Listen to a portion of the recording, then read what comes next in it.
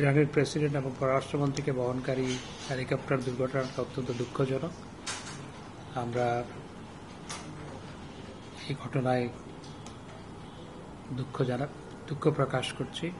আমরা এই ঘটনার প্রেক্ষিতে শোক প্রকাশ করছি, দুঃখ প্রকাশ করছি এবং প্রথমে যে ধারণা করা হয়েছিল যে হেলিকপ্টার ইমার্জেন্সি ল্যান্ডিং করেছিল সেটি তারা বলেছিল, পরবর্তী দেখা গেছে আসলে হেলিকপ্টারটা ক্র্যাশ করেছে। এবং এই ঘটনা অত্যন্ত দুঃখজনক, মর্মান্তিক এবং তাদের বিদায় আত্মার মাগফিরাত কামনা করি।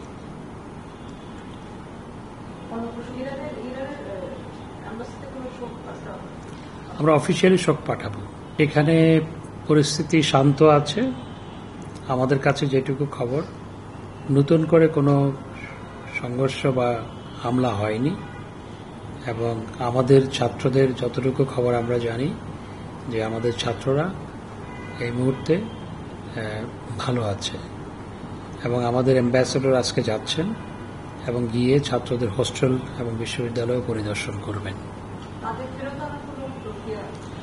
ফেরত আনার মতো সেরকম কোনো দাবি বা পরিস্থিতি হয়েছে বলে আমাদের জানা নেই, বা ছাত্রদের পক্ষ থেকেও ফেরত আনার জন্য বলা হয়নি। আমাদের অ্যাম্বাসেডর যাচ্ছে, আমাদের অ্যাম্বাসেডর যাওয়ার পর ছাত্রদের সাথে কথা বলবে এবং কথা বলে পরিস্থিতি সেখানে সচক্ষে দেখবে, দেখার পর প্রয়োজনীয়তার নিরিখে যেটি করা প্রয়োজন সেটি আমরা করব।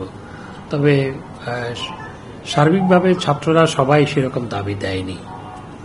কোনো একজন ব্যক্তি লিখতে পারে, লেখার অধিকার সবার আছে, কিন্তু আমাদের অ্যাম্বাসেডরকে আমরা পাঠাচ্ছি, সেখানে আজকে যাচ্ছে। আজকে বিকেল 3:30টায় উনি ওখানে পৌঁছার কথা। সুতরাং উনি গিয়ে পরিস্থিতি সচক্ষে দেখে এবং স্থানীয় কর্তৃপক্ষের সাথেও উনি কথা বলবেন। কথা বলার পর প্রয়োজনের নিরিখে যেটি করা প্রয়োজন সেটির উদ্যোগ আমরা নিব।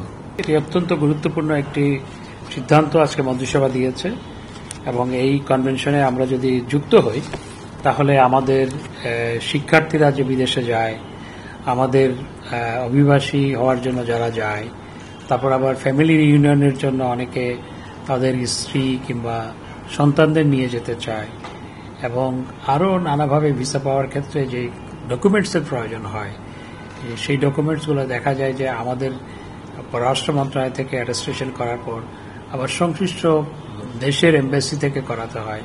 আবার অনেক দেশের এমবাসি এখানে নাই, সেই এমবাসি 90টা দেশের এমবাসি দিল্লিতে অবস্থিত, তারা দিল্লি থেকে আমাদের এখানে কাজ করে।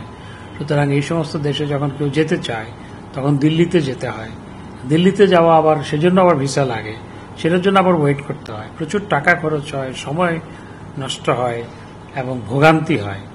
এবং আমরা হিসাব করে দেখেছি যদি আমরা অ্যাপোস্টাইল কনভেনশনে আমরা যুক্ত হই তাহলে বছরে 400 থেকে 500 কোটি টাকা সাশ্রয় হবে। সময় ভোগান্তি তো কমবেই, প্লাস অর্থনৈতিকভাবে 400 থেকে 500 কোটি টাকা খরচ কম হবে। এটা খুবই ভালো একটি সিদ্ধান্ত আজকে হয়েছে।